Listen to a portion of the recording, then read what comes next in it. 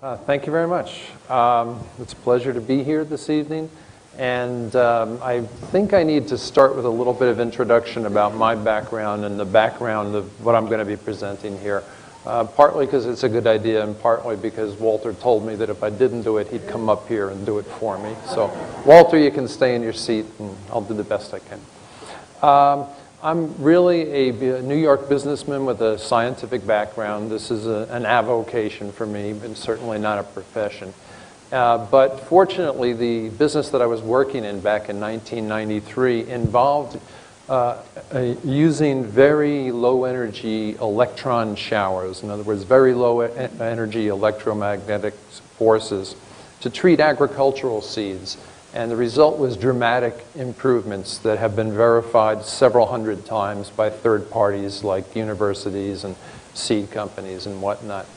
So I was lucky to be in that frame of mind when in 1993 myself and my co-author Kai Hallberg stumbled into a situation at Avebury Henge in England, which is sort of the grandfather or the godfather of Stonehenge, where it looked like maybe something similar was going on here.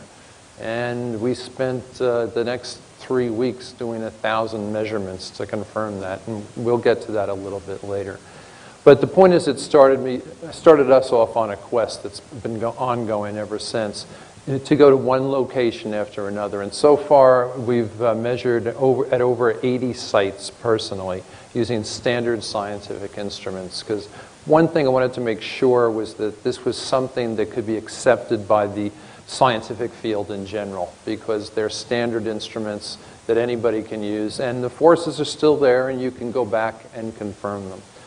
So what we are talking about is this certain set of coincidences, if that's what you want to be skeptical and call them, that throughout the world, whatever we've been able to find, with only a couple of exceptions out of those 80, overwhelmingly the architects of megalithic structures, henges, pyramids, you name it, chose to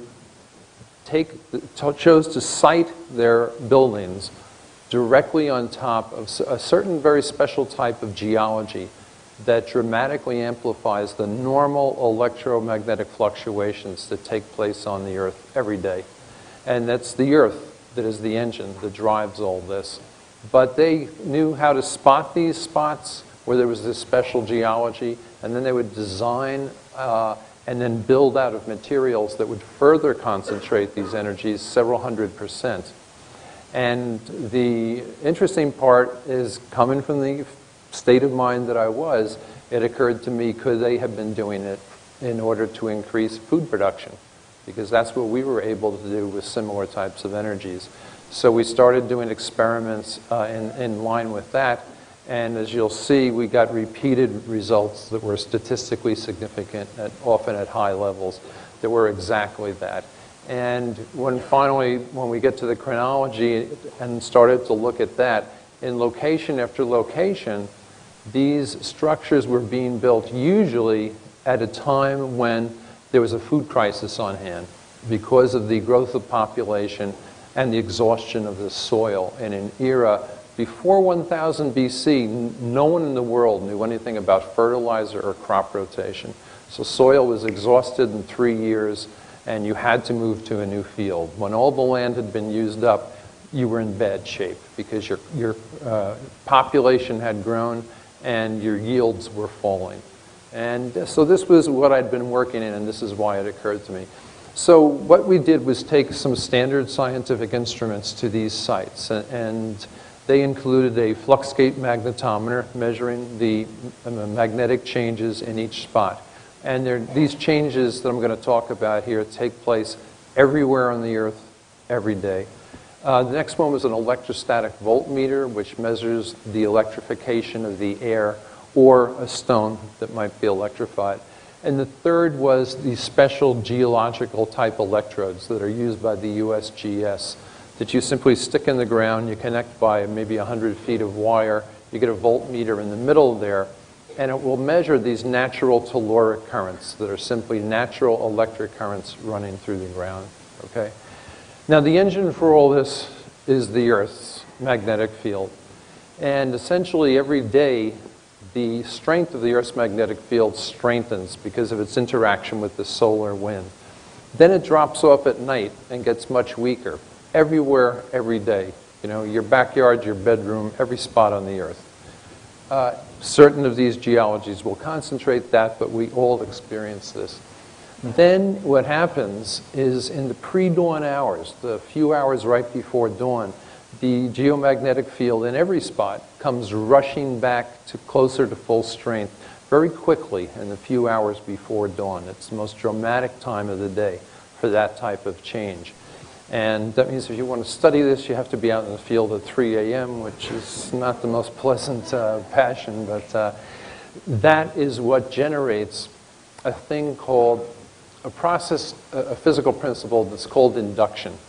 Whenever you have a fluctuating magnetic field anywhere, it's simple physics, induction, that it also generates an electrical current in anything present that will conduct electricity. That's actually how our power plants are run and how we get the lights we have here.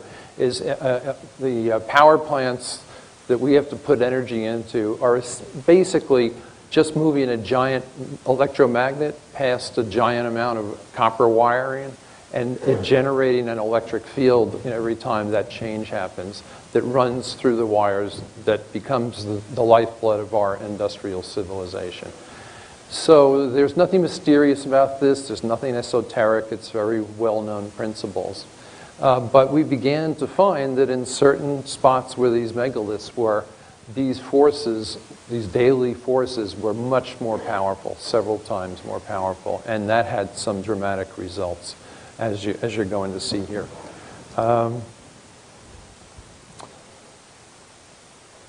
right, so if we could, let's see, we'll start with the next slide. Okay. And this is Silbury Hill, the largest man-made mountain in England, and it's just one example. Now this was put up 14 million man-hours, they estimate, by a population of just a few thousand people.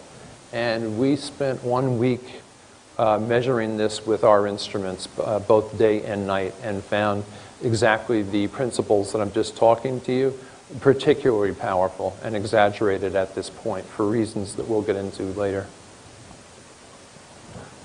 Whenever you build a hill, a pointed protuberance of any kind, it's going to help increase the energies anyway, because what you get is you get a concentration of all the usually predominantly negative energies in the ground that are spread throughout the base, get concentrated at the top. And vice versa, the natural electrostatic potential field lines in the Earth's atmosphere that are always there and predominantly positively charged, they would normally be coming down here, but they end up all getting squeezed down to this point near the top.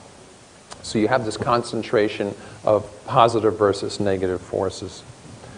This is England. This is a sketch of the Serpent Mound in Ohio. And these kind of mounds were built by the Native Americans in the hundreds throughout the United States. Many of them are still there. The appendix in our book lists dozens that are still open to the public today, where you can go see and you can experience these same forces yourself. It's built on special ground too, limestone, which we'll get to a little bit later. But limestone has a particular characteristic to it, that when water runs through it, it generates electric current on its own in two different ways. There's this thing called adsorption, where the simple act of a drop of water squeezing through a pore of the rock tends to strip an electron off of that drop of water. Now, what that means is now you've got an extra electron negatively charged left behind on the rock. The water drains away positive.